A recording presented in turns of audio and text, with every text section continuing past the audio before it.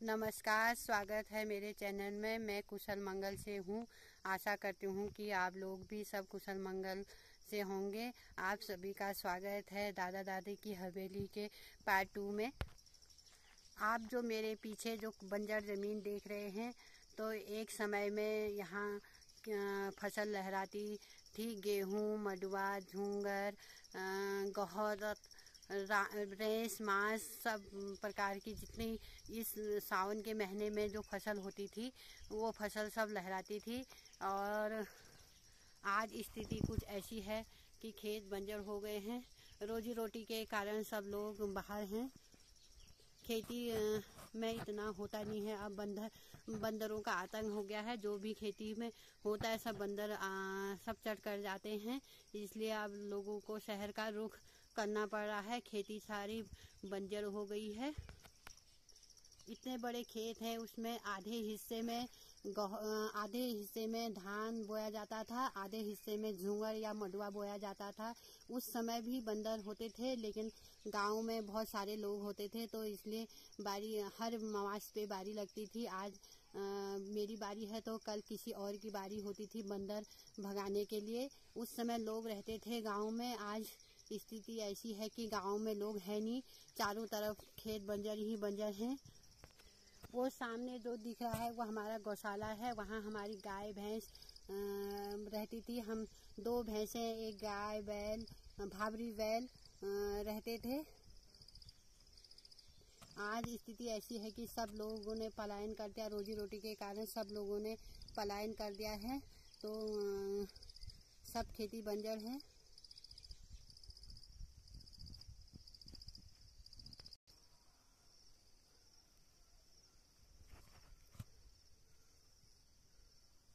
जब मेरे सास ससुर थे, खेती बाड़ी करते थे, तो हमारा बड़ा ठुल कारोबार मतलब बड़ा कारोबार था।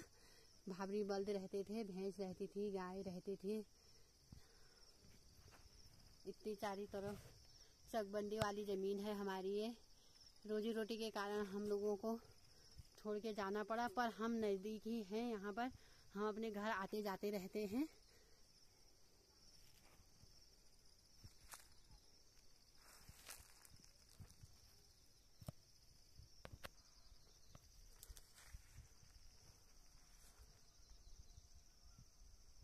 दो भैंसों के लिए उपलब्ध चारा है यहाँ पूरा। कहीं बाहर जाने की ज़रूरत नहीं पड़ती है। यहीं आसपास के खेतों में ही 2 भैंसों के लिए हो जाता है। बाहर के खेतों के लिए तो पिछले साल तक मेरी जेठानी इन खेतों को करती थी। किसी कारणवश क्या उनके बच्चों ने अब दिल्ली में मकान ले लिया और रोजी रोटी के लिए अब जाना ही पड़ता है, बाहर जाना ही पड़ता है।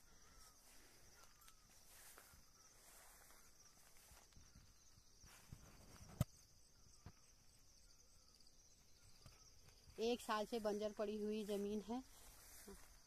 आप लोग हमें बताएं कि हमने ये खोदना चाहिए या हल चलाना चाहिए, नहीं चलाना चाहिए, या ऐसे ही छोड़ देना चाहिए। वो देखो हमारी सासू माता अपने आम के पेड़ में से आम की टहनी तोड़ रही है। आम तो खा लिया, आप टहनी तोड़ रही है।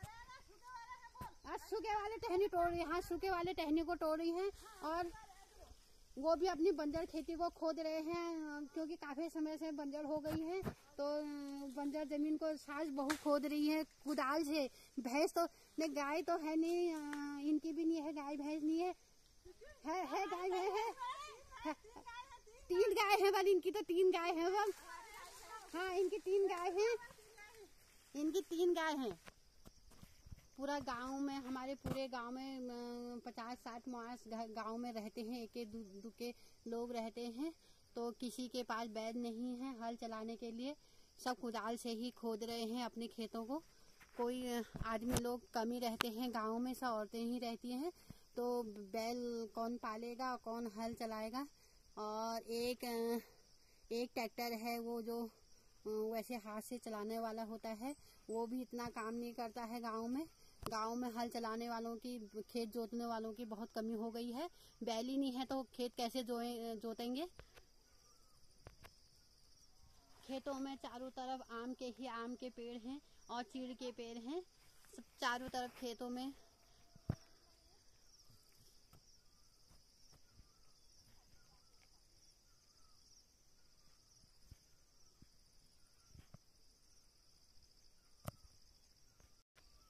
जो लोग मासी में रहते हैं वो लोग भी आज सामने वाले उधर पेड़ों में आम हो रखे हैं, वो अपने आमों को तोड़ने के लिए आए हुए हैं। यहाँ गौहत की खेती के लिए हमारा गांव मशहूर है। बहुत सारे अगर अच्छी बारिश हो गई और ठीक ठाक वो मौसम रह गया तो गौहत होते हैं, बहुत सारे गौहत होते हैं हमारे उधर। गौहत का रेट भी मार्केट में अच्छे खासा मिल जाता है। तो सर्दियों की फसल तो हमारे वहाँ गेहूं की फसल होती नहीं है और खेत को जोतते भी नहीं है, क्योंकि बंदरों का आतंक बहुत है। इसलिए सर्दियों में तो कुछ नहीं बोया जाता हमारे इन खेतों में। सर्दियों ये सावन के महीने वाला जो खेत है, सीजन वाला जो फसल है, तो उसमें बारिश अच्छी हो गई तो फसल हो जाती है। लेकिन जब तक कुछ ऐसा रोज़गार ना हो किसी के पास कि 2-4 हज़ार रुपये अपने पास डेली हर महीने आए, यानी कि नौकरी ना हो, तब तक उस आदमी की गुजर बसर करना मुश्किल है गाँव में। जो लोग गांव में भी रहते हैं तो जी तोड़ मेहनत करते हैं, बड़ी मुश्किल से अपने रोजी रोटी चलाते हैं, अपने बच्चों को पालते हैं, क्योंकि इतनी फसल तो होती नहीं है। फिर भी जितना करते हैं लोग मेहनत करते हैं उतनी फसल होती नहीं है। जो महिला ज़रा मेहनत कर सकती है, भैंस पाल सकती है, तो उसके लिए तो तब भी है। घास होती है यहाँ, घास तो हरी घास या सूखी घास बहुत होती है यहाँ। मेहनत तो बहुत है।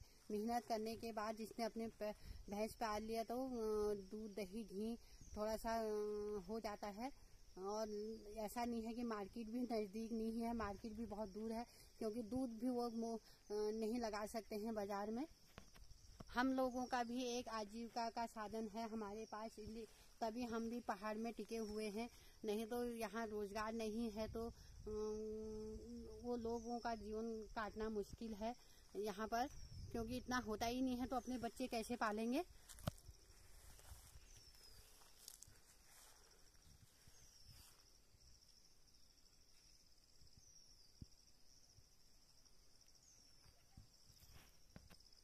हमारे गांव में हमारे इधर ऐसे कच्चे घर होते हैं, ऐसे पत्थरों से ढलान वाले घर होते हैं, पत्थरों से चीने जाते हैं।